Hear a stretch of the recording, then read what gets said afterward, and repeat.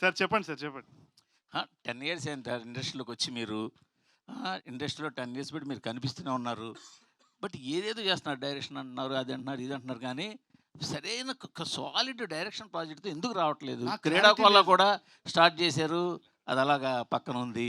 నాకేందంటే sir చిన్నప్పటి నుంచి నాకు క్లారిటీ లేదని మా నాన్న తిట్టేది, అట్లనే ఉన్నా నేను. అంతే ఇంకా నాలాంటోడు చాలా మంది ఉంటారు ఇట్లా క్లారిటీ, పొద్దున్న లేస్తా పతంగ ఎగరేద్దాం అనుకుంటా, మళ్ళీ సాయంత్రం వచ్చి డైరెక్షన్ అనుకుంటా. నేను జెన్యున్గా చెప్తున్నా, అవును. నేను జోక్ చేస్తలేను. మా మదర్ కూడా అదే అంటారు, ఏదో ఒక విషయం మీద ఉండరా అని చెప్పి. కానీ నేను ఒక్కటి చెప్తా సార్, ఐఎమ్ ఎంజాయింగ్ లైఫ్.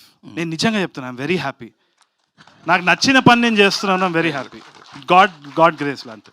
అంటే సురేష్ మూవీస్లో చిరకాలంగా అక్కడ సినిమా చేయడం కోసం ఉండిపోవడం వల్ల మీ డైరెక్షన్ కెరీర్ ఇలాగా రకరకాలుగా బ్రేకులు పడిపోతుంది అనుకోవచ్చా?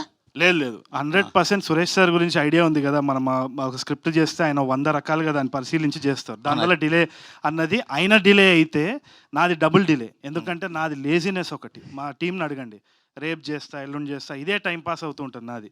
సో రెండు ఇదనొచ్చు. కాకపోతే ఒకటి మాత్రం గుర్తించాలి సార్, అయినా కానీ పెళ్లి చూపులు గుర్తించలేదంటే నేను నథింగ్. ఆ విశ్వాసం నాకుంది 100%, అదైతే చెప్పుకోవాలి.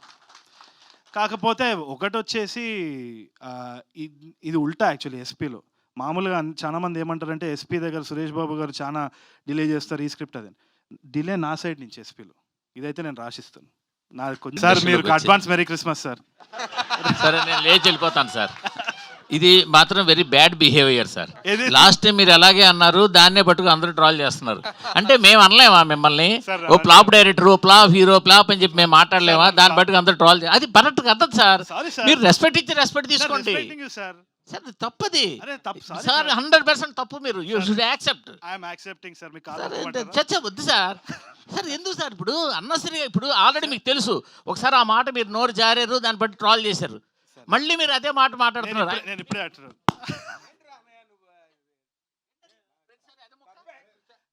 సార్. సార్ మళ్ళీ మనం మెసేజ్ చేసుకుంటాం, మాట్లాడుకుంటాం, ఎందుకు సార్ అది?